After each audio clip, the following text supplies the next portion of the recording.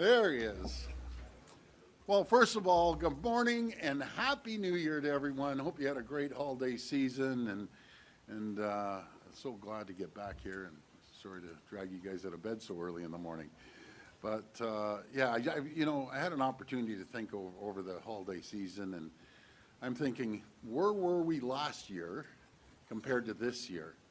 Last year, we had President Trump just got elected, getting sworn in, put a full attack on our country, on our province, and we had no federal government. So compared to now, we had uncertainty, and we were out there saying, oh, Canada's great, and this is the reason you should make a trade deal, and we didn't know the rules. Well, we learned the rules with President Trump. There are no rules with President Trump. So as we move forward throughout the year, and as we move forward for this year, we're going to focus on what we can do to continue to thrive and prosper, how we can work collaboratively with all the provincial governments and the federal government as well. So I'm feeling, do you know what it is? I'm feeling very positive. And I was getting, when I say thousands of messages over the holiday season. And every time I returned a message, I'm feeling positive. And don't get me wrong, are we going to have a little turbulence? Are we going to hit certain walls? Yeah, we are. We are as a country, we are as a province, but we're going to just keep moving forward. And it kind of reminded me of the pandemic. You know, the pandemic, the first year, the first few months, it was tough. And then all of a sudden, Ontario just came together, as we're doing right now, and putting political stripes aside, working with other parties, federal Liberals too, and we just start moving. And I can feel it. I can really feel it out there that we're going to have a very positive 2026. But that's without saying that there's going to be bumps, but we're going to get through them. You know, we have an important mandate, and that mandate is to protect the people of Ontario from the uncertainty, as I said, in the upheaval that President Trump caused. But we're going to focus on what we want to do, and we're Welcome doing to Morning it. Coffee and Collectively, Rainbow. by the way. When I say we, I'm talking all Ontarians, not the government, but everyone putting We Doug Ford the rubber talking to to the road. reporters at Queen's We're Park. delivering on that mandate that we got elected by building the most competitive, resilient, and self-reliant economy in the entire G7.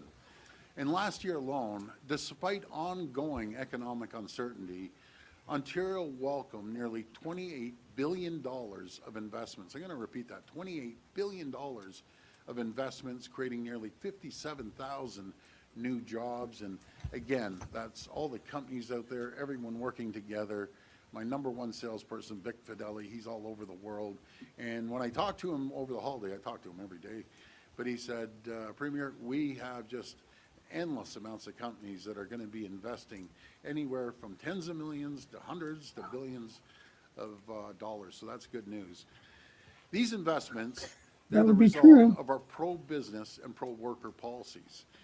We've lowered the cost of doing business in Ontario by over $12 billion each and every single year. Well, it's not only that, the gravity, and I will never ever raise the gravity tax. decides where business is going to land. In fact, we've cut taxes and we'll continue the big to do change so. to EVs is here. We're investing billions in skills training. And we got the we've batteries. Already trained more than 750,000 workers. Think of in that. Canada. In every single sector you can think of, 750,000 people now have been trained. Over 100,000 of those people have found employment, which is great. And help them. They're not going to be building those cars too far away because they don't want to ship the batteries. Now in 2026 will bring its own unique challenges. Until they're concluded, CUSMA renegotiations will continue to bring uncertainty to Canada's economy. But I have full confidence in Team Canada. We're all working together. The federal government, provinces and territories, municipalities, workers, unions, and business leaders, we're all united. For our part, our government Keep wanting is those ready data centers for AI. protecting Ontario to continue Well, it delivering takes years on our mandate to create the make our province the most infrastructure and competitive power economy in the generation G7. We're going to keep that cutting Canada red already tape. has. We've cut about $1.2 billion of red tape, saving over a million working hours that they can reallocate people to somewhere else that's more productive in their company than filling out government paperwork. and we're lowering costs for families and businesses. We're leading the country by unlocking free trade and labor mobility within Canada. In fact, last week, new regulations took effect that will get certified professionals from other parts of the country on the job within 10 days of moving to Ontario. We're fighting to defend every job with financial supports to retool, reshore, and retrain, and to pivot to new products, new markets, and new customers. At the same time, we're creating new job opportunities for workers by investing in and supporting growth-ready sectors. I'll give you examples, like the critical minerals, nuclear, life sciences, and defense. Later this year, we will have shovels in the ground building the roads to the Ring of Fire, 3 years ahead of schedule. Thanks to the arrangements we signed with the First Nations, they were historic. I just want to thank the Martin Falls, Webequie, and Arrowland for the incredible opportunity to work together. And I also want to thank the federal government. These roads will unlock Ontario's new mining opportunities in a region with the largest critical mineral reserves in the entire world, and adding about $22 billion to Ontario's economy and creating over 72,000 new jobs. We have a mining conference called PDAC, and it's the largest in the world, so we're going to be seeing everyone come to Toronto, and it's impressive. If you have a chance to go down there, by all means, head down there. We're also securing Ontario's place as a global nuclear energy superpower by upgrading our existing nuclear power plants, building the first small modular reactors in the G7, and building the first large-scale nuclear facilities in decades. Ontario's nuclear build-out is the most ambitious in the Western world. It will create 150,000 new jobs and add hundreds of billions to our economy. And we saw that when we went down to New York, and they're talking about building 1,000 megawatts. We're talking 16,000 megawatts. That's enough power to power 16 million homes. So it's just staggering what we're doing in nuclear energy. We're investing more than $200 billion in highways and transits, hospitals, and infrastructure so we can keep workers on the job. That includes major projects like the 413, the Ontario line, and the Bradford Bypass, all of which will hit major construction milestones this year. We're also continuing to make record investments in healthcare, education, and other services. This includes our $2.1 billion primary care action plan, and I want to thank Sylvia Jones for heading this up, but Dr. Jane Philpott, which is doing a great job, which they've already connected over 300,000 people to primary care over the past year. We're also investing $6.4 billion to build and upgrade 58,000 long-term care spaces with homes for 25,000 residents already under construction or complete, and across more than 150 projects in long-term care. That number always amazes me. I know people are concerned about President Trump's tariffs and the economic uncertainty they're creating, but I also want the people of Ontario to know that I will keep fighting to protect their jobs and protect our province no matter what. We have a mandate to protect Ontario, and the year ahead, we will continue getting it done. And I just want to go back to our last press conference. I think there was 4 days. We had an incredible announcement in Niagara Falls. That went right around the world. It went out to Las Vegas. Companies are coming. They want to invest, and I want to thank all the mayors that are pushing this forward in the Niagara region. And then we're bidding on the defense, the Global Defense Bank. You know, companies will be investing banks will be investing $500 to $600 billion in the defense bank. It's creating 3,500 jobs, and there's going to be over 40 countries involved. So I always say that's equal to like 5, 6, 7 Olympic bids. And we need those. We already have close to 500 defense companies right here in Ontario, and they're all going to be visiting and coming from all over the world. That is absolutely massive. And then I went up to Ottawa, had a meeting with the Prime Minister, and we really focused on expediting permits as quickly as possible, not duplication. We doing one EA, they're doing one EA. So that stopped. Now that's why we're able to get the road to the Ring of Fire with collaboration with the First Nations 3 years earlier. And then we went to New York, and New York Power Authority made an agreement with the governor, and that was a ripple effect. So that was really the last announcement for those 4 items alone. But make no mistake about it, throughout the holidays, I had no holidays. The calls were coming in and fast and furious. So anyways, we're going to get moving. I can't wait. And I just want to thank the people of Ontario. May God bless the people of Ontario. Thanks for joining us, Morning I've been Coffee missing all the and media. Rambo. My heart's been pitter-pattering. And let's get at it. We'll now take questions from the media. As a friendly reminder, the format is 1 question, 1 follow-up. Please state your name and your outlet before your question. Is there enough office space for the Ontario public sector workers you're mandating back in the Yeah, we're working on that, Richard, and I appreciate the comments there, but it's great to get everyone back to work like every other normal citizen. You know, you go out there and you show up 5 days a week. And there's arrangements. If they can't make it in, they're going to have to work within the bureaucracy, the OPS. They all have their managers, and we just look forward to getting everyone back. And by the way, it's not even back to work because they always work. They're good people, the OPS. They're just going to work within office and within the office. But anyways, I just want to thank all the OPS. And by the way, folks, there was a whole bunch of Ontario Public Service that were working 5 days a week nonstop because they couldn't leave the office. But that's up to their management to work that out. But I'm very, very happy. I want to thank Ottawa too, the mayor out there. He's doing a great job. Mayor Sutcliffe. Everyone's coming back to the office, not back to work because they always work. So back to the office. Yeah, sure.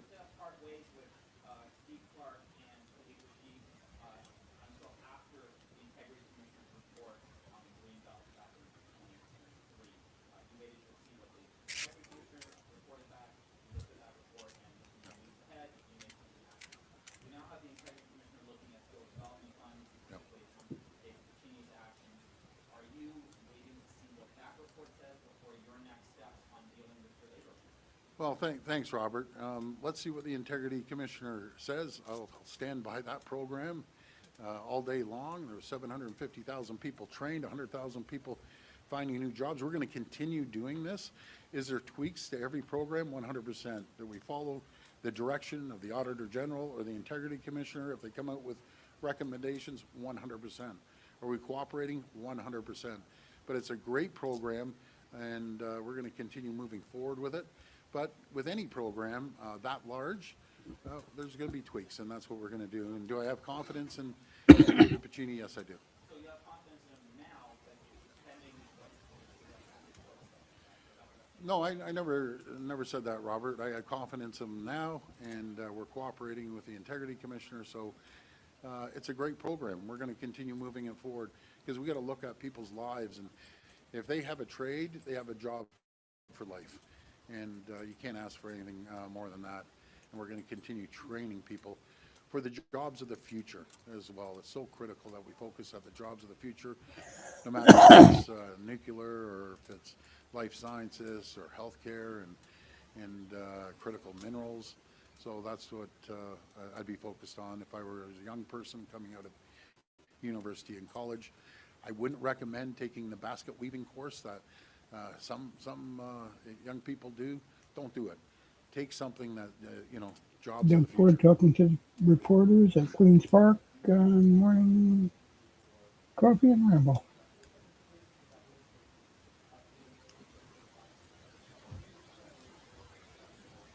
Yeah, we're gonna appeal, folks. I get thousands, and I'm talking to the people that call me, and there's thousands, not hundreds, thousands.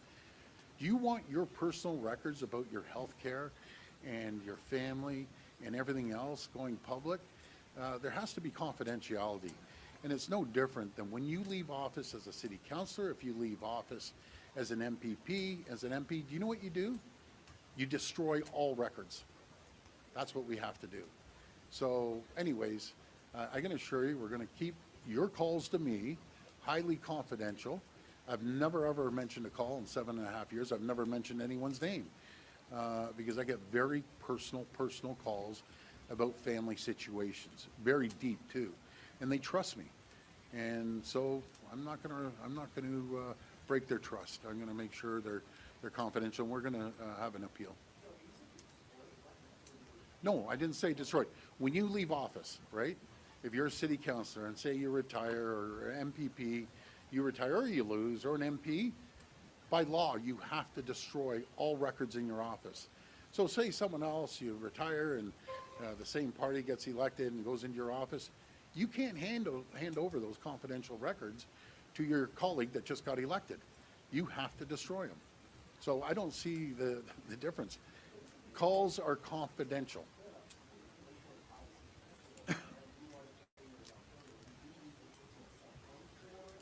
No.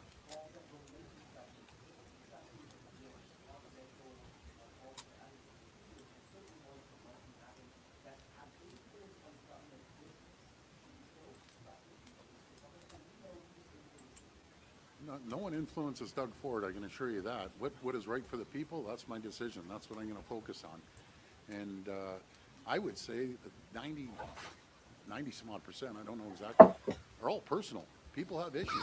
I get a phone call this morning, a message, from a great educator, a great teacher I've never met before, saying the heating's out in their school. Like, you're calling the premier of the day to say your classroom's cold. But these are the things that I deal with, and I thank them, because that's a serious concern to that teacher. And I want to thank that teacher for calling me. But I get endless calls. Guys, when I say endless, they don't stop all night. I don't know, people are up all night calling me. And usually when they call me at 2, 3 in the morning, they either had one too many pops or they're something's going on. And so I call back this one person at about 7 o'clock in the morning. I see that they called at 3 o'clock in the morning. And I said, you know, were you drinking, or were you, smoking the wacky tobacco? Like, you don't call your mother at 3 o'clock in the morning. And next thing you know, that person's online saying, he told me I was on drugs and I was drinking. No. You didn't say that I called at 3 o'clock in the morning. But folks, like, you can wait till 7 to give me a call. But I get it around the clock, 24/7, Christmas Eve, Christmas Day, all the time, and I don't mind. That's a job I signed up for. And as all you tell me and my staff, look in the mirror and blame the person in the mirror for giving out your cell phone for the entire world. So it's my fault.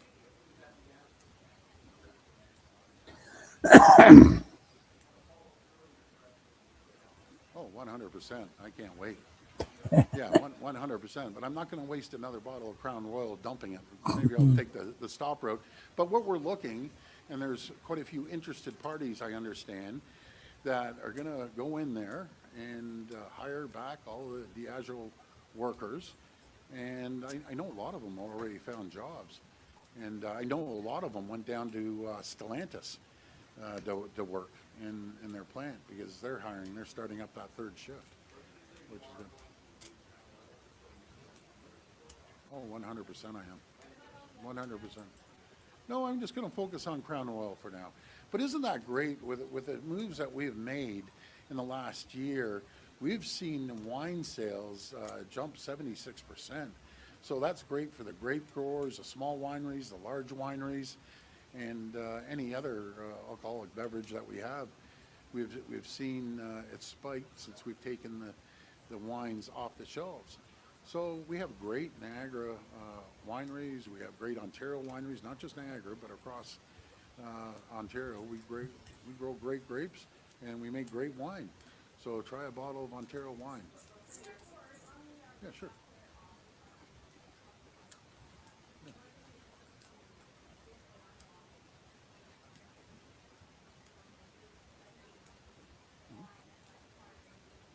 Yep. Very hard to hear some of these reporters. Well, the Ontario Public Service, the Secretary Cabinet and her deputies are all working on that. But I think we have room for the majority of the people. and they'll get through this. It was a little bump. They've been working on it for the last little while. But all we're asking is people come back into the office like every other person that's working out there, vast majority, because I tour more plants than anyone in the country, and they're all out there. They're back in the factories. Just imagine if you're a healthcare worker, you didn't get Christmas off with your family, or a police officer, a firefighter, a paramedic. Like, a lot of these people are working extremely hard.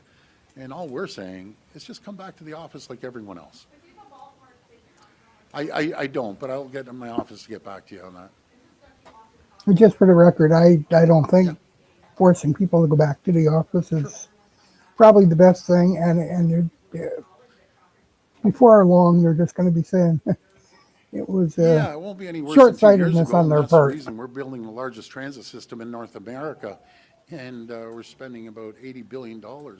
And then we're building roads and highways because, no, we opened up Finch, a little slow right now, but it's over the city. We're going to open up Eglinton LRT. We've added hundreds of additional trips on the GO train over a number of years.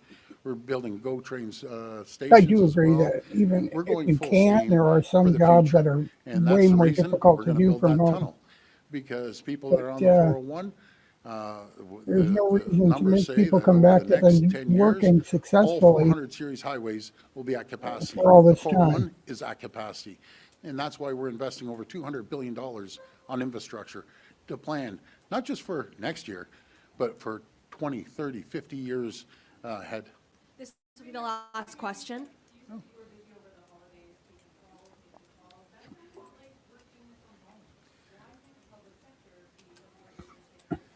Well, you know something, this job is 24/7, 365, and it's not just me, any premier. I'm a little unusual because I give my cell number out. No one in the world, let me repeat that, no one in the world, my position, gives out their cell number, and I do, because I want to get the heartbeat and the pulse of the people who have thousands, tens of thousands of ears and eyes all over the province. And I always say, when people call me and there's an issue, you know, there's always a little bit of truth to it, or there's a lot of truth. And when there's a lot of truth and I dig into it, you know, I'm like an 800-pound gorilla on a bunch of bananas. I'm just on these guys nonstop, and then I dig deep into it and find out and correct the problem and follow back up. Or if people are waiting, I got another call. Someone was in the hospital with heart problems, waiting in the waiting room at a certain hospital, and they were there for a couple hours. These are the calls you can't even imagine come through. I feel like the 911 operator. And by the way, I got to give a shout out to the superintendent on 911 here in Toronto. He's a champion. He's brought down the wait times considerably. He's building a whole team. So he's doing an incredible job. And the 911 operators, you're all champions because you're doing a great job. Last question. Yeah, you know, I actually did. I had the mayor of Aurora over, and he's a champion in Stouffville. Basically the size of the bins. They wanted a medium bin instead of a large bin. But the company that's doing it, make no mistake, if it doesn't work, we'll change it.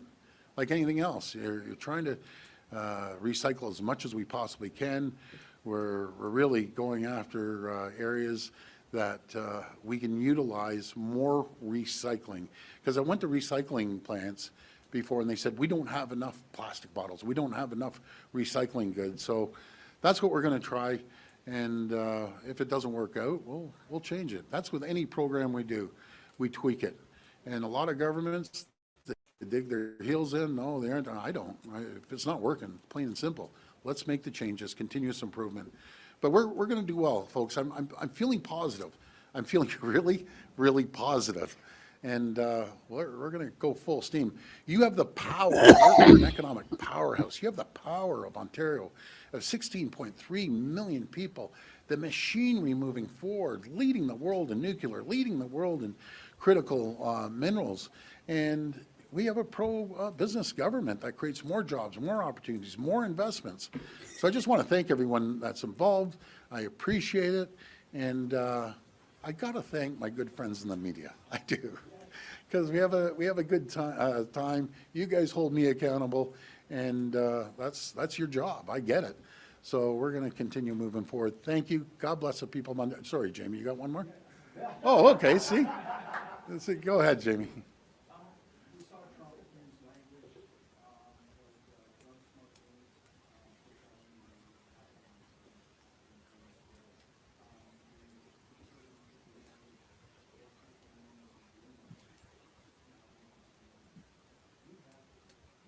The alien attack destroyed Uh-oh. everything.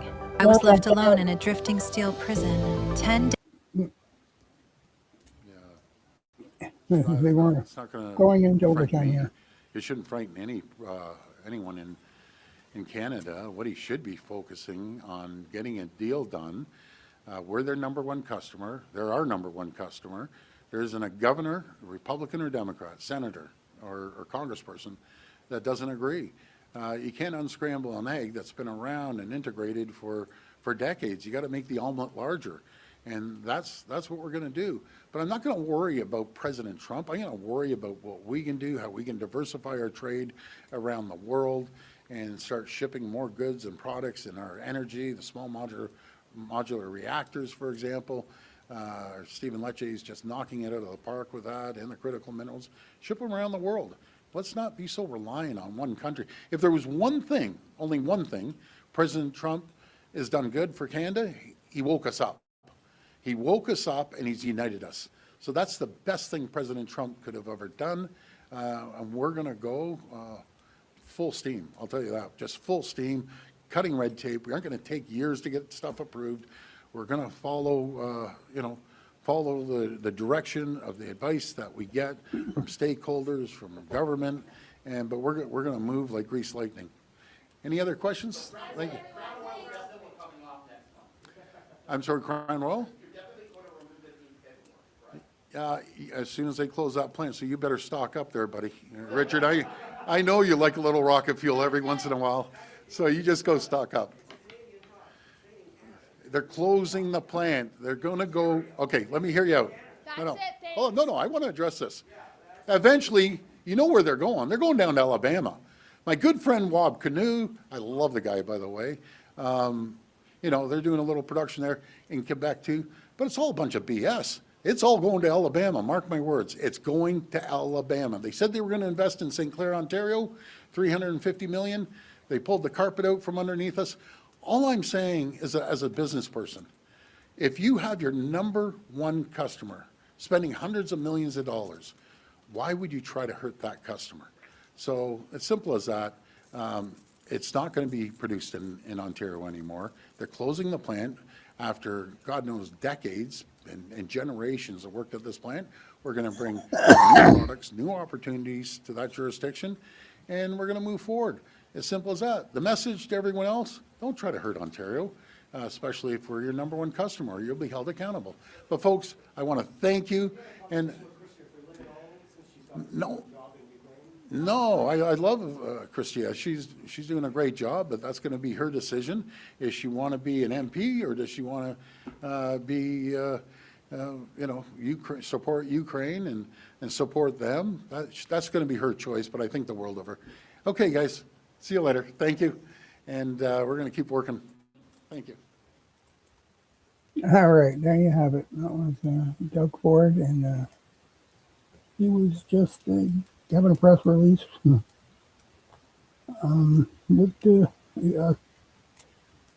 the press and at Queen's Park, various subjects.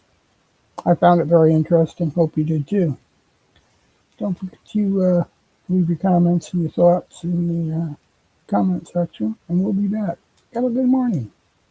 Bye-bye.